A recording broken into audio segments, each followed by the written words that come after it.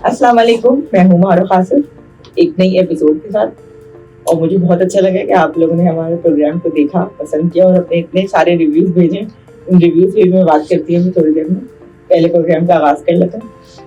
Hit और flop, ये एक ऐसा शो है जिसके अंदर हम बहुत सारे सोशल इश्यूज को एक डिस्कस करने की कोशिश करते हैं किसी भी फिल्म के साथ मर्ज कर। जैसा कि आप जानते हैं कि ये शो अकेले नहीं किया जा सकता, इसीलिए मुझे अपनी को-होस्ट की इसमें बहुत ज्यादा जरूरत है। और मेरे साथ आज मौजूद हैं रोजाना की तरह शाफिया खान। कैसे हैं आप लोग? बताइए जी, आज हमने क्या बात करी? आज हम लोग बात करेंगे हीरा मंडी के ऊपर।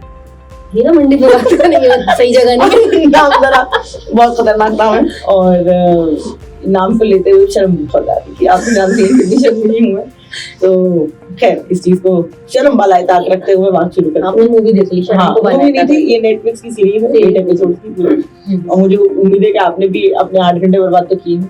नहीं, मैं तो बहुत मिश्री की खाती हूँ, मैं कहाँ देखते हैं मगर मेरे तो 8 घंटे बर्बाद हो चुके। हाँ, लेकिन उसमें देखने के बाद कबूल करने वाली बात थी कोई?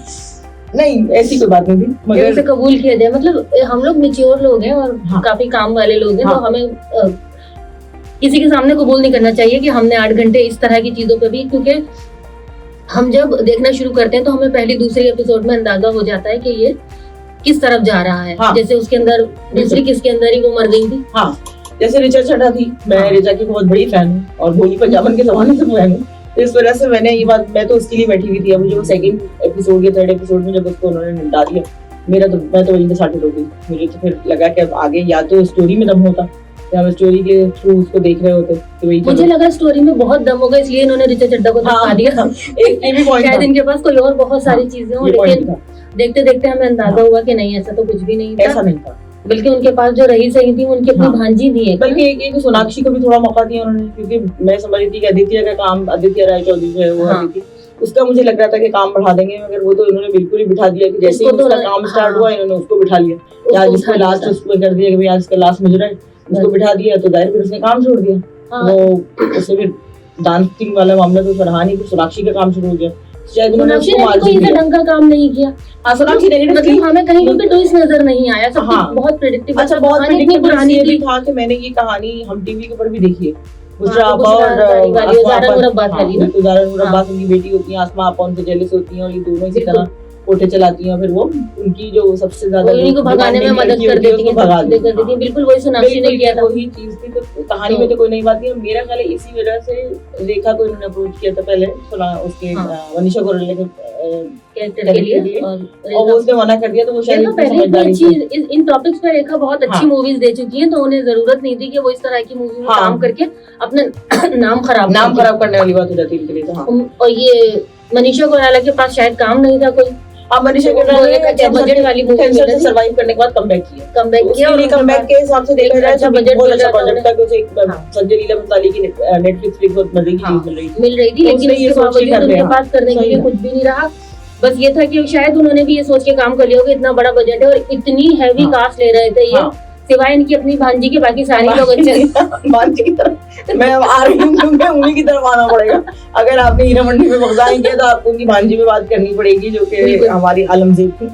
अच्छा, इसमें अब सबसे पहले तो मैं तुमसे ये कहती हूँ, मतलब जैसे तुम्हें क्या लगता है कि नेपोटिज्म को जो लोग हर वक्त बुरा भला कहते रहते हैं, तुम्हें क्या लगता है कि नेपोटिज्म होना चाहिए या नहीं होना चाहिए? देखो, अगर आलमगीर जैसे कैरेक्टर के लिए इन्होंने अपनी भांजी का इंतखाब किया तो नहीं होना चाहिए। लेकिन वैसे नेपोटिज्म में कोई बुराई नहीं है मेरे हिसाब से तो भाई, क्योंकि देखो जो भी शख्स अपनी जिंदगी में जितनी स्ट्रगल करता है तो वो आखिर में क्या चाहता है, जो भी वो कमाता है, अब मैं हूँ, तुम हो, हम सब हैं, हमारे डायरेक्टर साहब हैं, जो भी हमारे प्रोड्यूसर, जितने भी लोग हमें देख रहे हैं, वो भी सब जितना कमाते हैं आखिर में वो किसके लिए छोड़ के जाएंगे? अपने बच्चों के लिए।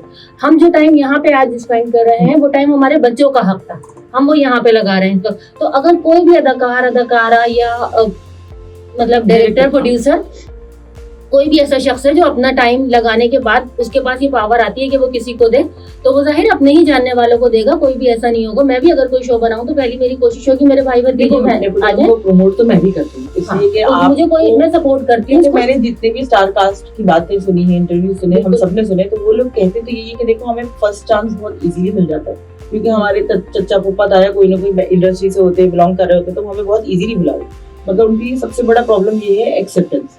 अब ये आलमगीर का कैरेक्टर बहुत मेजर कैरेक्टर था भाई, उसके साथ तो मतलब ये मुझे लगता है उसने सर्जरी कराई और सर्जरी के बाद उसके एक्सप्रेशन बिल्कुल खत्म हो गए। वो हर वक्त ये जैसा चेहरा रहता है उसका। पहले भी उसकी मैंने शायद वो पहले भी वो ऐसी, तो भाई वो पहले उसने देखी भी शायद सर्जरी के बाद दिया वाली बात कि उसको चांस बहुत इजीली मिल गया, बट उसको एक्सेप्टेंस नहीं मिली, ऑडियंस ने एक्सेप्ट नहीं करा। नहीं, और काम भी नहीं आता। हाँ, यही काम नहीं आता, काम नहीं आता। सबसे अच्छी बात ये हुई कि हीरा मंडी के अंदर जितनी भी बुराइयां थी ना वो सब इस बेचारे के हिस्से में आ गई।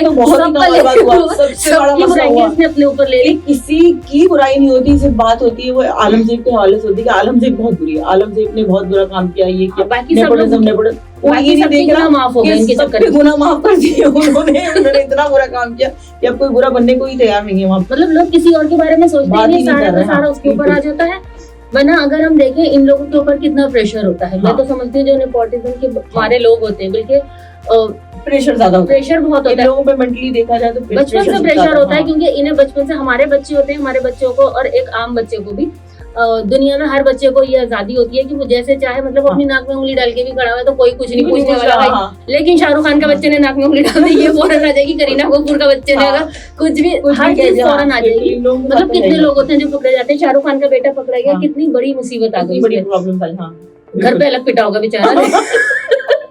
नहीं पिटे मगर नहीं पिटा होगा वो, क्योंकि वो बहुत सोबर रहता है। मुझे लगता है शाहरुख खान छोटे वाले से ज्यादा बड़े वाले को बहुत सख्ती में रखता है, तो वो जरूर पिटा होगा। और इसी तरह से लेकिन सुहाना पे भी देखिए आप कितना प्रेशर होगा, क्योंकि वो शाहरुख खान की बेटी होने के बाद सब देखते हैं। इतने बड़े बैनर पे आर्चीज ने उसने काम किया, नेटफ्लिक्स पे काम किया, इतने बड़ा बैनर था उसका, था फरहान अख्तर की जो बहन है ज़ोया अख्तर, उसने उसको चांस दिया, नहीं चली, किसी ने बात भी नहीं की। मेरे ख्याल आर्चीज के ऊपर तो शायद कोई बात भी नहीं करता, बिल्कुल नहीं करता। उसके अंदर ऐश्वर्या की बेटी ने भी काम किया। तो होता यह है कि आप जब नेपोटिज्म के बारे तरफ जाते हैं ना, तो उन बच्चों के ऊपर ऑलरेडी इतना प्रेशर होता है कि वो अपने माँ बाप की, जो उनके माँ बाप ने तकरीबन 25-20 साल के अंदर स्ट्रगल की होती है ना, वो सारा प्रेशर अपनी 16 साल की उम्र में लेकर आ रहे होते हैं।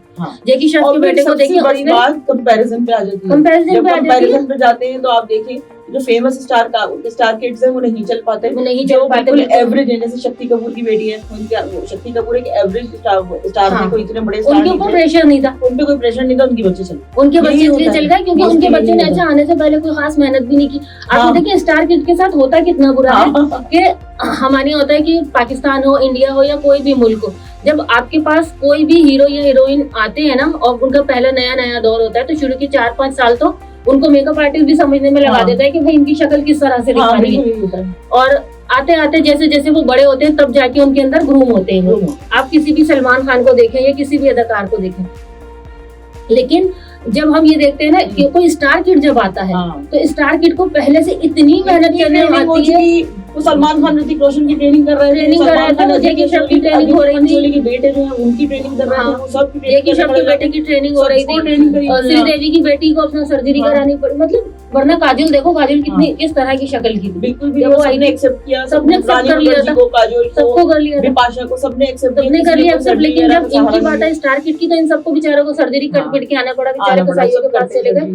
तो इन लोगों के साथ तो बड़ी कुर्बानियां इन्होंने दी होती है। उसके बाद इनके ऊपर प्रेशर होता है कि आप एक्टिंग भी करें, जो कि उनके अंदर जरूरी नहीं है कि उनके अंदर ये टैलेंट मौजूद हो, लेकिन उनके ऊपर प्रेशर होता है कि जी ये नहीं आ रहे, तो उनको आना पड़ता है। बात करते हैं संदीप लीला भंसाली के सेट्स के हवाले से, तो वो सेट्स लगाते हैं हमेशा, जब भी उनकी फिल्म बनती है वो हमेशा एक सेट लगाते हैं, चाहे वो हम दूध दे चुके सनम हो, सावरिया हो, अभी जो इन्होंने बनाई गंगूबाई, वो पूरी सेट के ऊपर बनी हुई थी और काफी हिट भी रही हुई थी।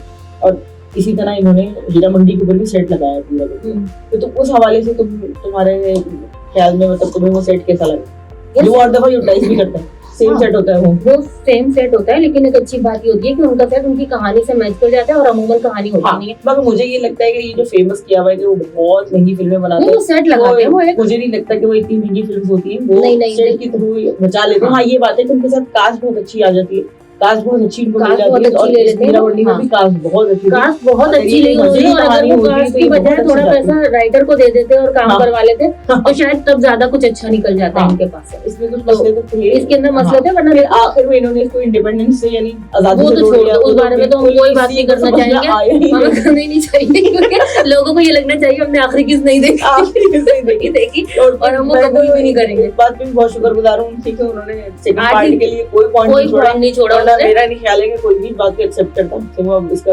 हीरा मंडी का भी पार्ट 2 लेकर आना चाहता है, मैंने वही इसको खत्म कर दिया, बस खत्म ही हो गया। बस इनके साथ ये बहुत बेहतरीन हो गया कि इन्होंने इनके साथ ये और बेहतरीन हो गया, इन्होंने जो आजादी के साथ इन चीजों से जोड़ा ना, तो बस वहाँ पे बिल्कुल ही खत्म हो गया, क्योंकि वही आखिरी और शायद मुझे ऐसा लगता है कि उन्होंने आजादी के साथ जोड़ के, आजादी के साथ रिलेट करके ही इस मूवी को अपनी इस सीरीज को बचाया।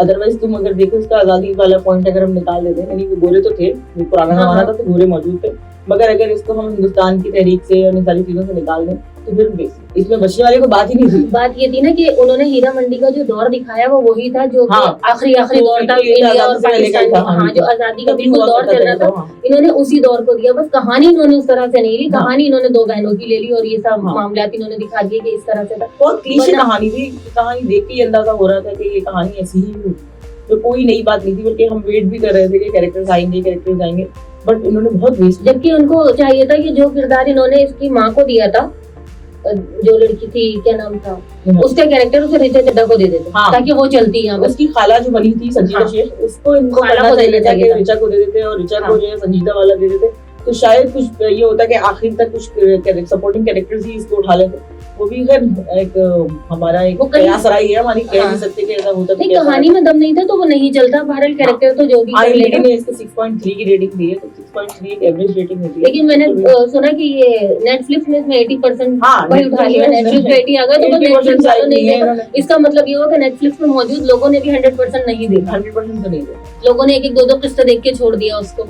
तो और ये लाइक बजट कितना होगा तकरीबन तुम्हारे साथ? नहीं, बजट का तो मुझे आइडिया नहीं है, तो नेटफ्लिक्स की चीजों में बजट नहीं आ रहा होता, बजट का आइडिया नहीं है, मगर मुझे ऐसा लगता है कि नेटफ्लिक्स पे जो 80% आ रहा है वो इसलिए आ रहा है कि नेटफ्लिक्स की मोस्टली चीजों को हम लोग लाइक ही कर रहे होते हैं, हमने कुछ ऑप्शन लिया, हमने लाइक कर दिया, हमें सब बहुत अच्छा है। ये रीजन भी हो सकता है कि अगर किसी ने नहीं भी देखी, हो सकता है वो लाइक कर चुका है प्रोमोस देख के, क्योंकि प्रोमो अच्छे लग रहे थे, प्रोमो तो अच्छे लग रहे थे, प्रोमो काटने आते हैं उन्होंने प्रोमो निकाले थे, लोग देख रहे हैं, मेरे नहीं ख्याल है कि हर किसी ने देखी होगी। हाँ, सब लोगों को हकीकत का पता भी नहीं होगा, तो मतलब लोगों ने वो बहुत सारी ऐसी लॉजिकल चीजें नहीं देखी हुई होंगी, तो उनके लिए ये फैंटेसी टाइप की चीज थी और उनको अच्छी लग गई होगी। अच्छा, फिर वही एंड में हमारा भालू साहब वाला क्वेश्चन कि आज हमने क्या सीखा, तो आज हमने ये सीखा कि नेपोटिज्म एक अच्छी चीज है, नेपोटिज्म बुरी चीज नहीं है, जब तक आपको एक्सेप्टेंस नहीं मिलती। और अगर नेपोटिज्म की अगर आप बात करते हैं तो इससे बहुत सारे अच्छे लोग भी आए। रणबीर कपूर उसी वजह से आया है मार्केट के अंदर, आलिया भट्ट आई है, श्रद्धा कपूर को भी चांस मिला था, वो बाद में नहीं मिला, तो बहुत सारे ऐसे लोग आए हैं जिन्होंने अच्छा काम किया है, और अगर इनको नहीं चांस मिलता तो यकीनन इनकी जगह पे जो लोग आते वो भी अच्छा काम करते, मगर आलिया भट्ट ने जितना अच्छा काम किया, इतना अच्छा हम नहीं समझ सकते थे कि कोई नेपो किड कर सकता है। नहीं, आलिया भट्ट ने खास तौर से इसमें जो गंगूबाई के अंदर जो कैरेक्टर किया वो बहुत अच्छा था, ऐसा लगता था कि वो बहुत स्ट्रगल करके आई है इस जगह। रणबीर कपूर रॉक स्टार से जो स्टार्ट किया है वो मुश्किल था, और फिर उसके बर्फी में तो कमाल ही मतलब हाँ, तो ये बिल्कुल इसी तरह से कि जिनके अंदर टैलेंट होता है वो आ जाते हैं, क्योंकि पहला चांस हर किसी को मिल जाता है, लेकिन बाद में उसको किस हद तक आगे चला सकते हैं तो सबको संजय लीला भंसाली नहीं मिलते। तो भाई, और उनकी भांजी भी सिर्फ उन्हीं की फिल्मों में आ रही है ना, एक मलाई में आई थी ये शायद, एक आध फिल्मों में आई थी, तो बस यही अपने एक दो लोगों में आते हैं। लेकिन जिस तरह से ये ना आलिया भट्ट ये मुख्तलिफ डायरेक्टर्स के साथ काम कर रही है क्योंकि इसे काम आता है, तो इनको ये तो वही एक्सेप्टेंस वाली बात है। अगर आपकी एक्सेप्टेंस है और आप नेपो किड है तो उससे कोई फर्क नहीं पड़ता, लोगों के अंदर एक्सेप्टेंस होनी चाहिए। आप अपना काम बनवा, अगर आपको काम आता है तो मेरा ख्याल है ये काम भी मुश्किल नहीं है, एक्सेप्टेंस आई जाती है। हाँ, वरना लोगों का क्या है, वो नेपोटिज्म के खिलाफ नारे लगा कि कल हमसे ये भी करेंगे, अपनी जायदाद उनको दो, वो ज्यादा डिजर्व करता है, हम कहां से देंगे, हम तो नहीं दे सकते भाई। मुझे भी यही था कि लोग फिर ये सोचेंगे कि अगर नेपोटिज्म अच्छी चीज है तो फिर वो कल को अपनी जायदाद आप जो तक कमाएंगे फिर आप उनके नाम का हक ज्यादा बनता है, उन्होंने कुछ नहीं किया, उनके पास कपड़े कम है, उनको दीजिए। तो आप जिस हद तक होता है आप मदद करते हैं, लेकिन अगर जब बात आपके अपने बच्चों की आती है तो आप पहले उनकी जरूरतें पूरी करते हैं, आप उनको देके जाते हैं, विरासत अपनी औलाद को मिलती है। तो अगर नेपोटिज्म में वो दे भी रहे इस तरह से कोई चांस किसी को, तो इसमें इतनी कोई बड़ी बात नहीं है। बस ये कि अगर उनके बच्चे डिजर्व नहीं करते होंगे, फ्लॉप होकर खुद घर बैठ जाएंगे, कोई कितना अपने भी बच्चों पे कितना लगा देगा पैसा, नहीं लगा सकता, तो एक हद तक वो चलेंगे फिर रुक जाएंगे। तो हमारी बातें तो चलती रहेंगी, तो आप भालू की बात कर लें, रैप अप करना चाहिए। आप लोगों के रिव्यूज और सजेशंस हम लोगों को मिल रहे हैं और बहुत खुशी होती है कि आप लोग हमारा प्रोग्राम पसंद कर रहे हैं। बस एक रिक्वेस्ट है कि आप लोग पर्सनल मैसेजेस या पर्सनल व्हाट्सएप ना करें तो ज्यादा अच्छी है। फ्लिक्स के पेज के ऊपर आप लोग हमें जो मैसेजेस करेंगे, जो सजेशंस देंगे, हम उन्हीं को कंसिडर कर सकते हैं। पर्सनल व्हाट्सएप पे या पर्सनल फेसबुक पे आप लोग हमें जो मैसेजेस कर रहे हैं वो हम कंसिडर नहीं कर पाएंगे। तो ये आप लोगों से रिक्वेस्ट है कि प्लीज हे फ्लिक्स के ऐप के ऊपर या हे फ्लिक्स के पेज के ऊपर ही आप लोग हमारे शोज को जो भी सजेशन या कमेंट्स देना चाहते हैं वहीं पे दीजिए। मुझे अब इजाजत दीजिए। जी, मेरी तरफ से भी यही रिक्वेस्ट है आपसे कि आप हमें फेसबुक के ऊपर मैसेज करने के बजाय आप हमें हमारी टीम तक पहुंचाने के लिए, क्योंकि हमें जो भी आप सजेशन दे रहे हैं या रिक्वेस्ट कर रहे हैं या आपकी जो भी राय है हमारे बारे में, वो आप हमें जो डायरेक्टली भेजते हैं वो हमारी टीम तक नहीं पहुंचती, और हमारी टीम जब हम उन्हें बताते हैं तो वो यकीन नहीं करते कि हमसे ये कहा गया है कि हम इस टॉपिक पे बात करें। तो आप प्लीज हमें उसी पे मैसेज किया करें, क्योंकि मैसेंजर दिखाना अच्छी बात नहीं होती ना। हमने लास्ट टाइम भी कहा था, तो हम किस किस को दिखाएंगे। ठीक है, उसके साथ ही आप अपना ख्याल रखें, हम भी रखेंगे। देखते रहिए हिट और फ्लॉप। अल्लाह हाफिज।